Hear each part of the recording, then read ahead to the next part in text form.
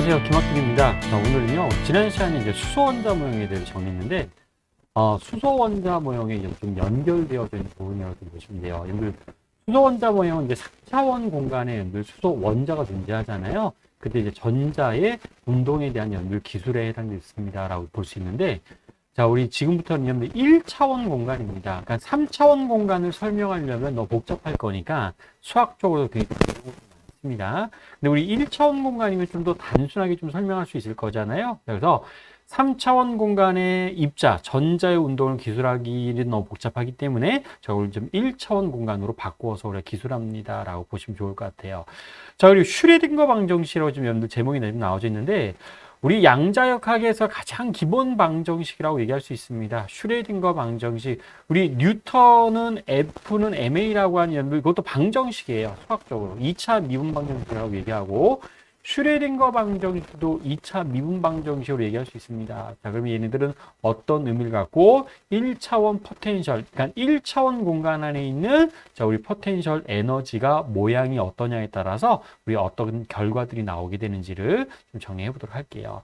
자, 첫 번째는 이제 슈레딩거 방정식, 자, 모습을 좀 보도록 하겠습니다. 자, 슈레딩거라고 하는 사람이 만든 방정식이에요. 자, 이게 어디, 뭐, 개념에서부터 또는 어떤 원리에서부터 유도된 식이 아니라 슈레딩거라고 하는 사람이 그냥 만든 식, 에너지 보존으로부터 만든 식이라고 이렇게 생각하시면 돼요. 그래서 그게 좀 이상하게 생겼죠? 자, 근데 구경만 하세요. 이게 시험 문제에서 출제가 되는 거는 아니기 때문에, 아, 이렇게 생겼구나. 2차 미분 방정식 형태로 표현했구나. 그래서 여기 중요한 건 풋사이가 중요합니다. 자, 풋사이가 자, 입자의 파동함수를 얘기해요.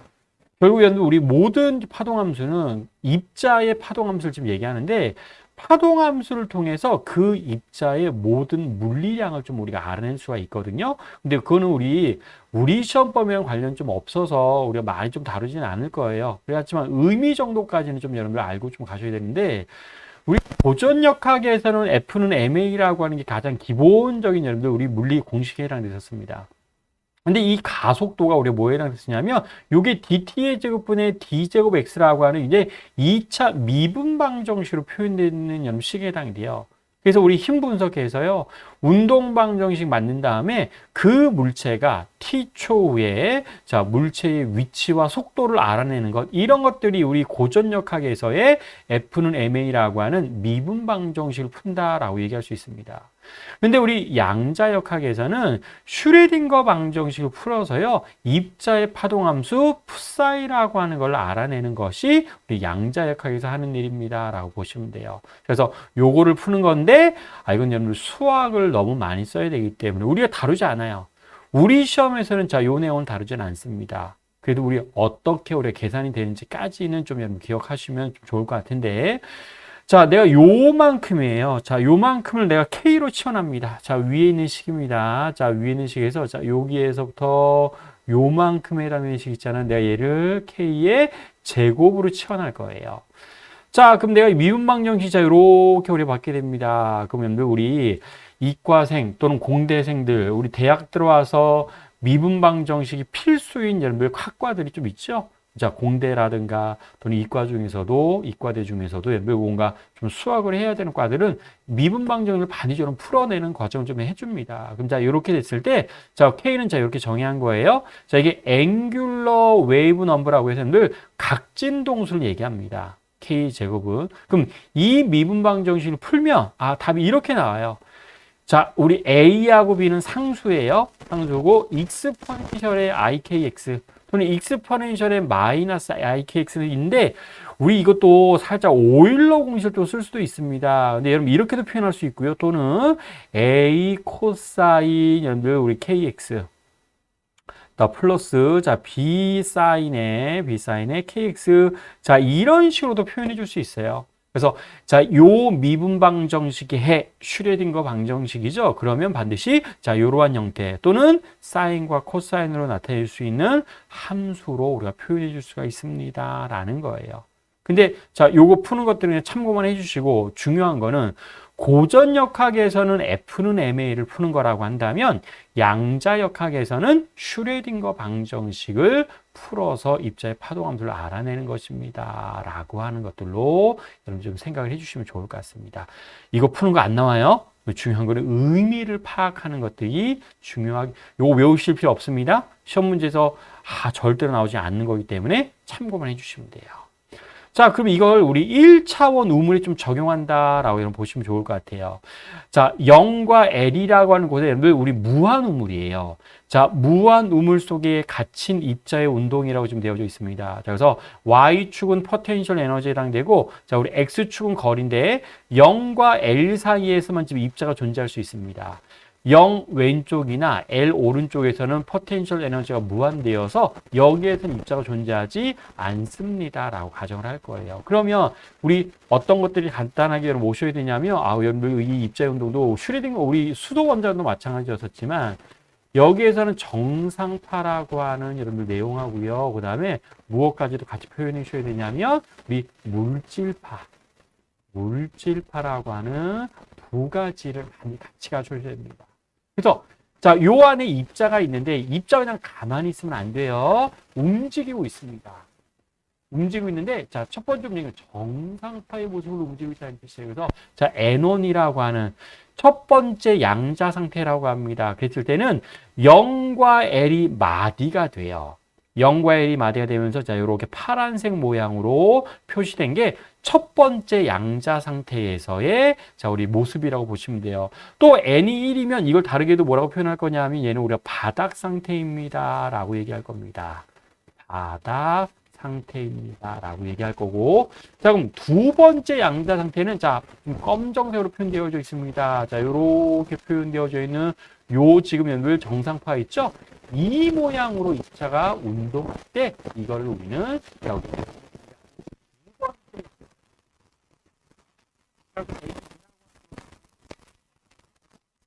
그다음에 얘는 우리가 뭐라고 얘기할 수 있냐면 첫 번째 들뜬 상태입니다. 라고 얘기합니다. 첫 번째 들뜬 상태라고도 우리가 얘기해 줘요.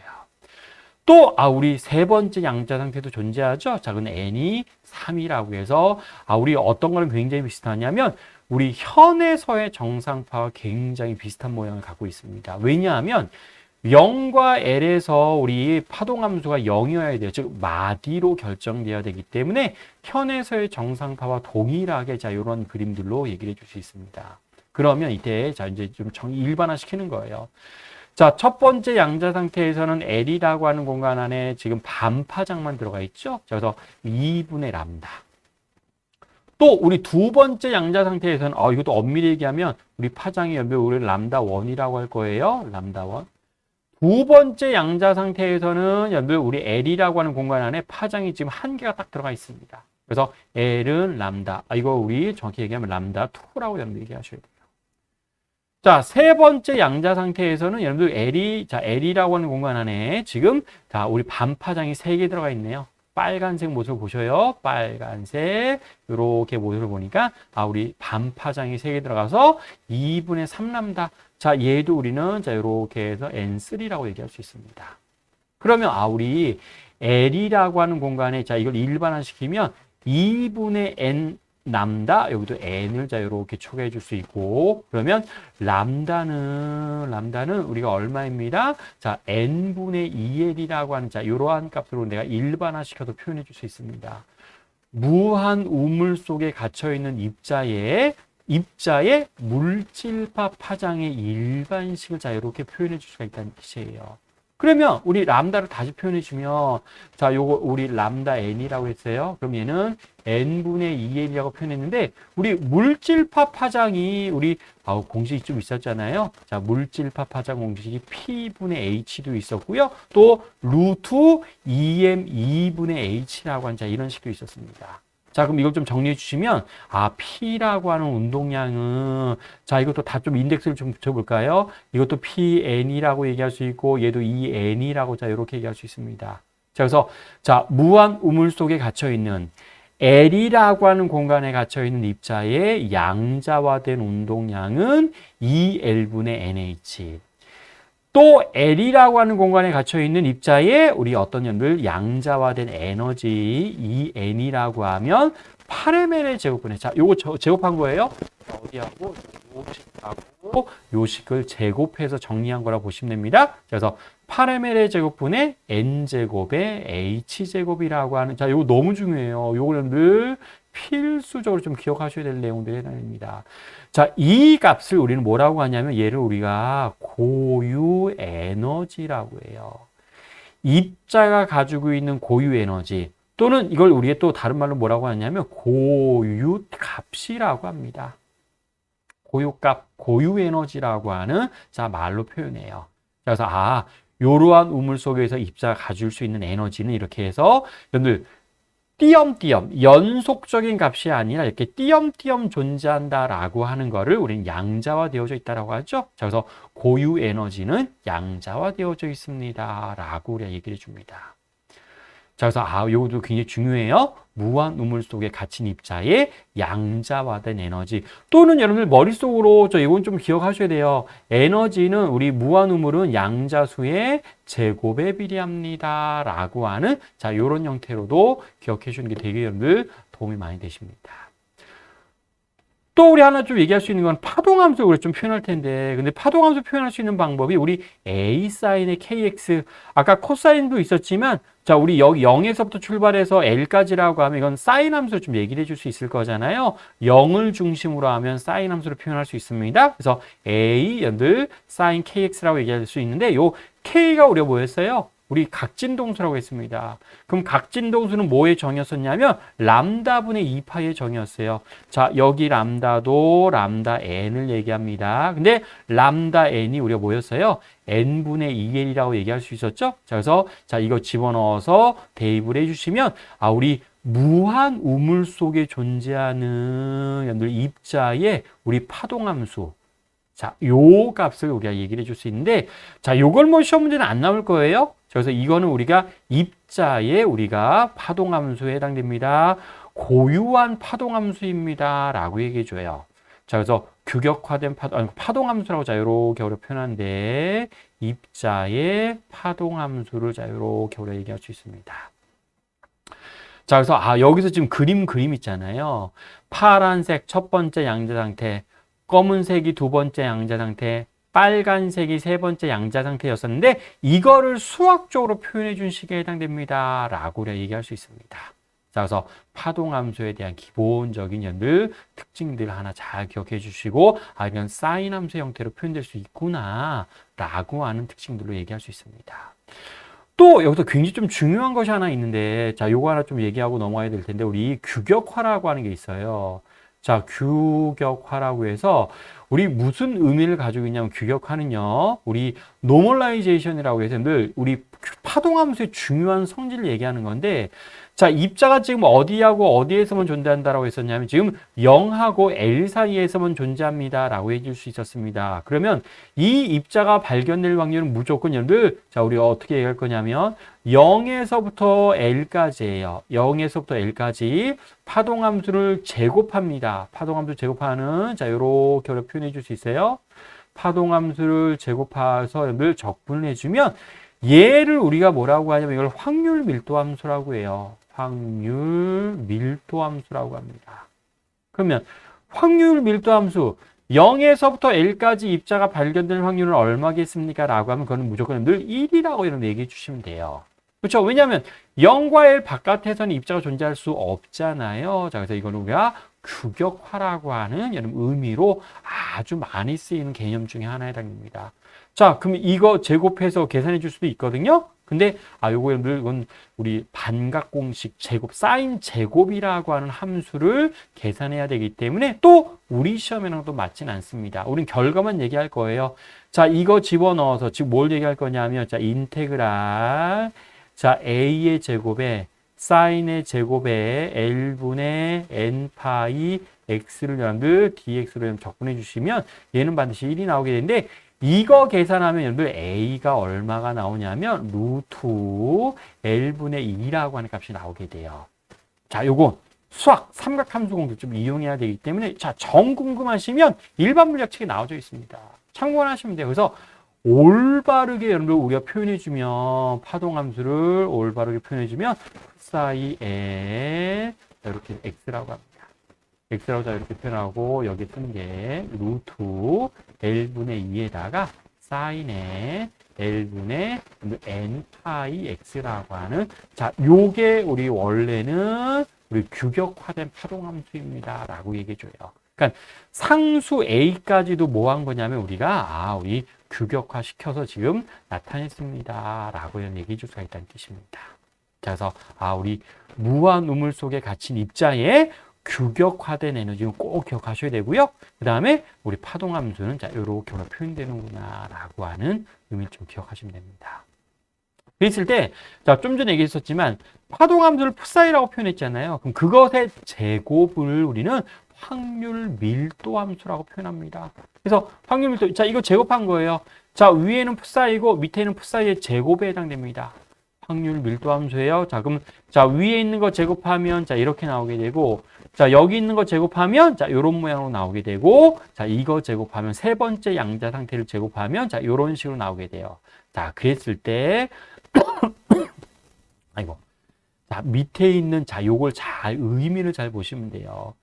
근데 우리 첫 번째 양자 상태에서는 2분의 1일 때 확률 밀도 함수 최대예요. 두 번째 양자 상태에서는 4분의 1과 4분의 3L에서 연를 확률 밀도 함수가 최대가 됩니다. 세 번째 양자 상태에서는 6분의 1, 2분의 1, 6분의 5L에서 확률 밀도 함수가 최대가 되는데 이런 곳들은 어떤 의미가 있냐면 이거예요. 입자가 발견될 확률이 최대가 됩니다. 라고 하는 자 이런 의미를 갖는 곳에 해당되는구나 라고 보시면 됩니다. 그러니까 이건 좀 머릿속에 있어야 돼요. 그래서 첫 번째 양자 상태일 때는 2분의 1, 두 번째 양자 상태에서는 4분의 1, 4분의 3에 세 번째 양자 상태에서 입자가 발견될 확률이 최대인 곳은 6분의 1, 2분의 1, 6분의 5L이라고 여러분 얘기해 주시면 돼요. 그리고 요거 하나 더 설명하네요. 자, 규격화라고 했죠? 0에서부터 L까지 확률 밀도 함수를 적분해 주면 무조건 1이 나옵니다. 라고 하는 거를 우리는 규격화라고 여러분 얘기할 거다는 뜻입니다. 또는 여러분 이렇게도 얘기할 수 있어요. 자, 3분의 2L에서부터 L까지예요. 3분의 2L에서부터 L까지 입자가 발견될 확률이 얼마가 되겠습니까? 자, 요거 보시면 되죠. 3분의 2L이 여기에요. 그 다음에 L이 여기입니다. 그럼 요만큼에 해당되는, 즉 전체 면적의 확률은 1이지만 3분의 2L에서부터 L까지 여기 공간에서 발견될 확률은 얼마라고 얘기할 수 있냐면 특별하게 계산하지 않아도 돼요. 3분의 1입니다. 라고 하는 것들을 그림을 보시면서 확인해 줄 수 있습니다. 근데 우리 이 1차원 무한우물에서는 우리 이렇게 계산하는 게 중요한 게 아니에요. 이런 것들이 시험 문제 안 나오거든요. 우리가 대소관계, 확률의 대소관계라든가 또는 여러분들 자 우리 여기서 그럼 이렇게 물어보죠. 두 번째 양자 상태에서 0과 L 사이에서 입자가 발견될 확률이 제로인 곳은 어디겠습니까? 라고 이런 것들 물어봐요. 그럼 여기서는 제로죠. 세 번째 양자 상태에서는 3분의 L과 3분의 2L에서 제로에 해당됩니다. 라고 여러분 얘기해 줄 수 있습니다. 그렇죠? 자, 그래서 그런 것들 기억하시면서 자, 피트 예시 문항에 나왔던 자, 풋사이 1. 그렇죠? 이거 첫 번째 양자 상태구나. 자, 이렇게 표현되어져 있는 거 풋사이 2. 두 번째 양자 상태이구나. 라고 하는 것들이 지금 표현되어져 있습니다. 그런데 0과 L 바깥에서 지금 뭐가 존재하지 않아요? 입자가 지금 존재하지 않죠? 파동함수가 존재하지 않습니다. 그럼 얘는 자, 요 바깥쪽. 자, 0과 L 바깥쪽입니다. 여기는 우리가 무한우물처럼 얘기를 해줄 수가 있습니다. 이거 무한우물이에요. 자, 요 파동함수의 모습을 보고 이게 무한우물이구나라는 것들을 판단해 주시면 좋을 것 같아요. 자, 그러면 이때 첫 번째 기억 보시면 2분의 1에서 입자의 확률 밀도는 풋사이2가 풋사이1보다 작습니다. 머릿속으로 이거 떠올리셔야 된다고요. 자, 요 그림 떠올리셔야 된다고. 그렇죠? 자, 그래서 2분의 1에서는 자, 우리 첫 번째 양자 상태에서 입자가 발견될 확률이 최대이지만 우리 두 번째 양자 상태에서는 제로구나라고 확인해 줄 수 있습니다. 그래서 풋사이2는 0이에요. 2분의 L에서 발견될 확률이. 풋사이1에서가 당연히 최대라고 얘기할 수 있기 때문에 작습니다라고 하는 자, 기억 표현이 맞습니다. 자, 두 번째, 드브로이 파장. 당연히 보기에도 풋사이 원이 더 길지요. 자, 그래서 입자의 드브로이 물질파 파장입니다. 풋사이 2가 풋사이 1보다 길다? 아예 아니네요. 풋사이 1이 더 깁니다. 라고 이런 얘기하셔야 돼요. 그래서, 자, 니은 틀리고요. 자, 입자 에너지는 풋사이 2가 풋사이 1보다 큽니다. 우리 에너지 무엇에 비례한다라고 하는 것 좀 기억하셔요. 자, 우리 n 제곱에 비례합니다. 자, 풋사이 1의 고유 에너지를 만약에 2제로라고 하면 풋사이 2의 고유 에너지는 얼마라고 하셔야 돼요? 420라고 이런 얘기하셔야 된다고요. 그래서 큽니다. 4배 큽니다. 라고 하는 것까지도 확인해 줄 수 있습니다. 그래서 답이 될 수 있는 거는 자, 기억하고 디귿 4번을 답으로 확인해 주시면 돼요. 자, 무한우물 좀 어렵진 않아요. 좀 간단하게. 자, 근데 이 무한우물이, 자, 우리 MD에서는 무한우물이 많이 출제가 됐지만, 우리 PT에서는 무한우물보다는 우리 터널링과 유한우물이 훨씬 더 많이 출제가 되고 있습니다. 자, 그럼 터널링이 뭔지 좀 얘기를 하도록 할게요. 자, 터널링이라고 하는 건, 자, 이런 현상을 얘기하는데, 자, 우리 어떤 입자의 에너지가 2예요.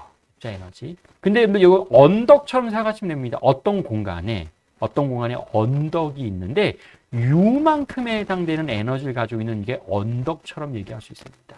언덕. 그럼 우리 고전역학에서는 이 입자는 절대로 여기를 통과할 수 없어요. 입자의 에너지가 포텐셜 에너지보다 작으면 절대로 넘어갈 수 없죠. 그런데 양자역학, 원자 세계에서는 여기를 지나가는 일들이 벌어진다라고 하는 것들이 이걸 터널링 효과라고 얘기한다 이런 뜻입니다. 그래서 자, 우리 그러니까 고전역학에서는 전부 다 반사가 돼요. 전부 다 반사되지만 양자역학에서는 일부 투과되는 입자도 존재합니다. 라는 거예요. 자, 그걸 그림으로 그리면 우리 모든 입자는 파동함수로 그려줄 수 있다라고 했었잖아요. 자, 그래서 이렇게 그림이 그려지게 돼요. 자, 진폭이 큽니다.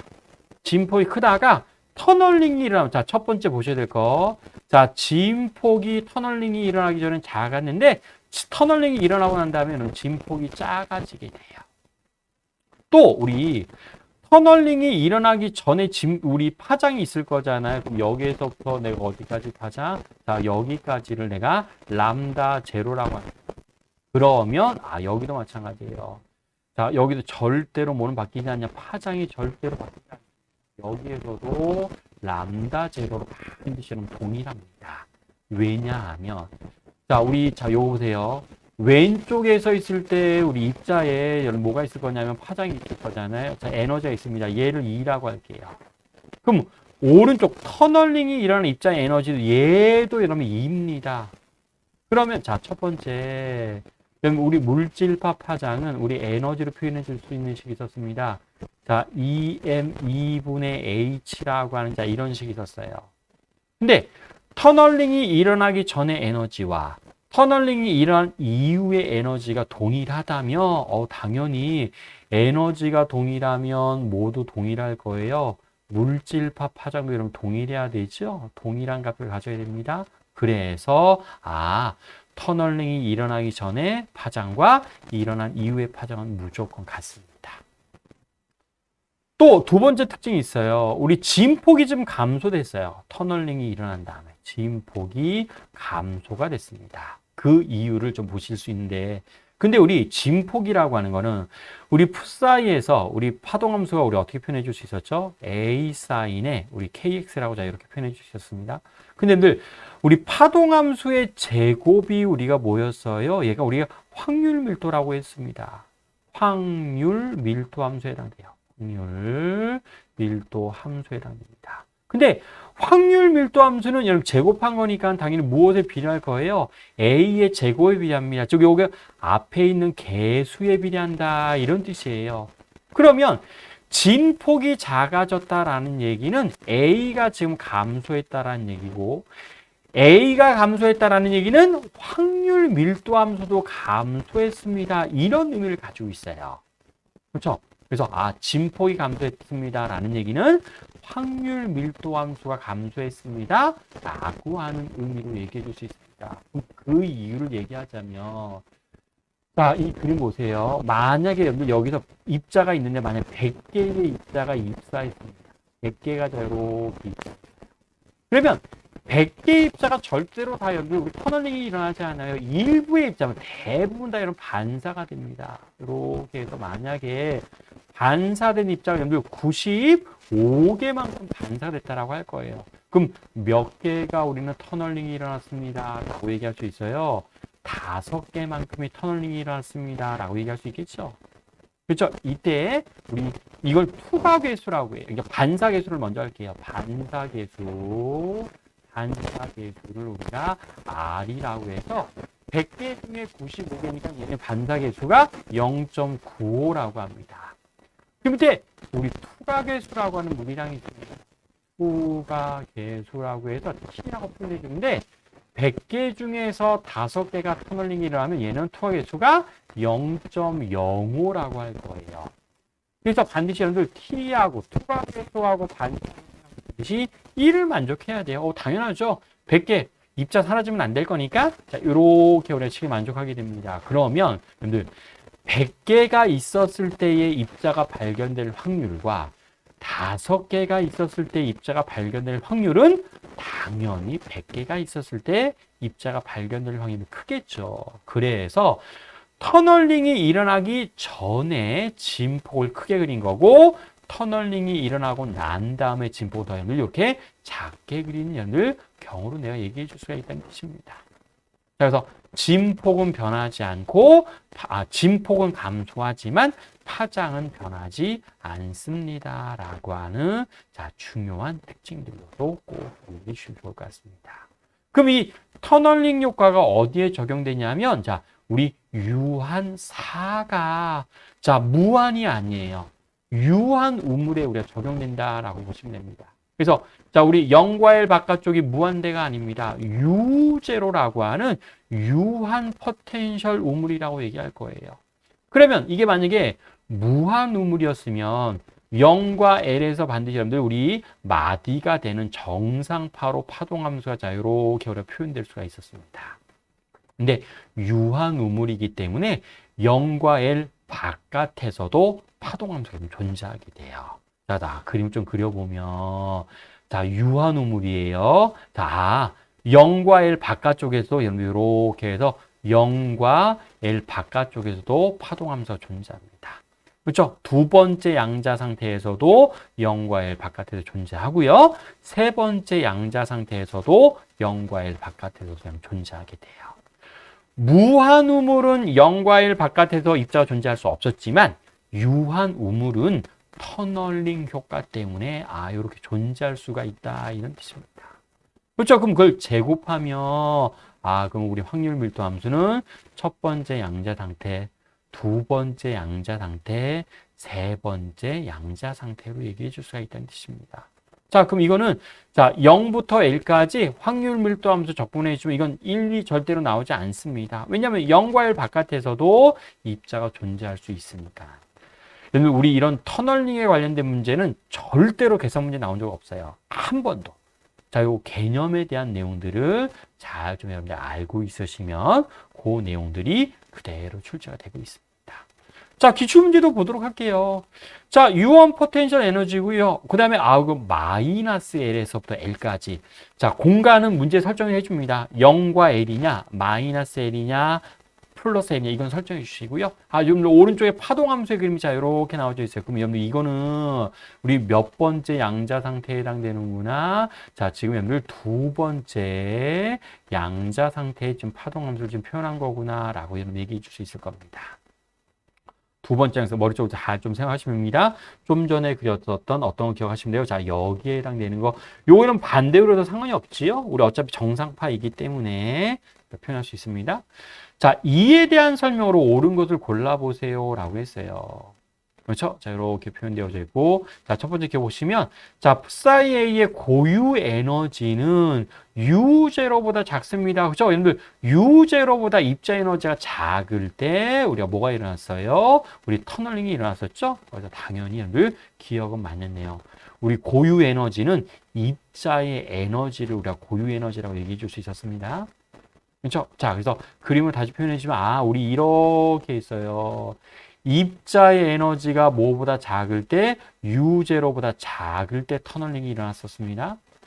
자, 그래서 기억 맞고 니은에 위치에 따른 입자의 확률 밀도는 0에서가 마이너스 L에서보다 큽니다.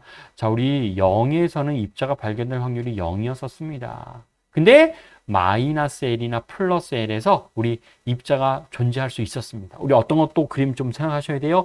자, 요 그림이에요. 두 번째 양자 상태일 때 2분의 1, 즉 가운데에서 확률 밀도 함수는 0이 되지만 0과 L 바깥에서는 입자가 발견될 확률이 존재할 수가 있었습니다. 그렇죠? 자, 그래서 0에서가 마이너스 L보다 큽니다. 아니라고요.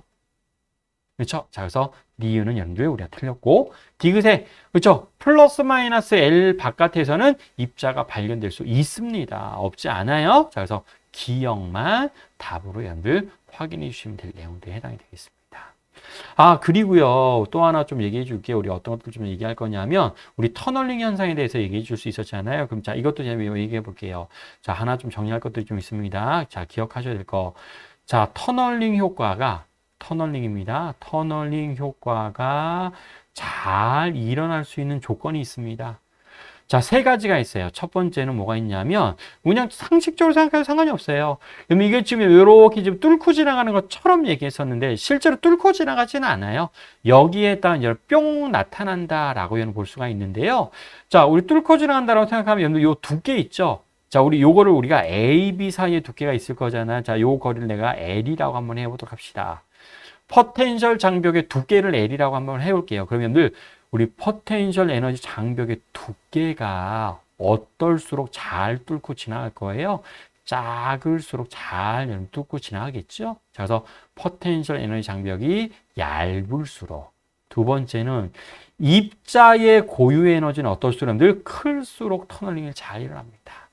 물론 당연히 뭐보다는 작아야 돼요? U보다는 작아야 돼요. 자, 세 번째는 우리 터널링, 여러분들 우리 포텐셜 에너지 장벽의 높이가, 여러분 이게 높이가 무한되면 절대로 터널링이 일어나지 않습니다. 포텐셜 에너지 장벽이 낮을수록, 하지만 무엇보다는 커야 돼요? 입자의 고유 에너지보다는 커야 되는 조건이 있습니다. 자, 그래서 터널링 효과가 잘 일어나는 조건은 이렇게 크게 세 가지가 있습니다. 라는 것까지는 또 기억해 주시면 좋을 것 같습니다. 자, 그래서 기출문제까지도 같이 풀어봤습니다. 자, 근데 우리 터널링이나 유한우물에 관련된 기출문제들은 또 여러 군데 여러분 있으니까 반드시 좀 복습해 보시고, 자, 요 뒷부분은 문제도 중요하지만 이론 우리 좀 암기하셔야 될 것들이 좀 많이 있습니다. 자, 보시면서 이론 정리 꼭 해주시면 좋을 것 같습니다. 자, 그래서 오늘은 여기까지 하도록 하겠습니다. 자, 수고하셨습니다.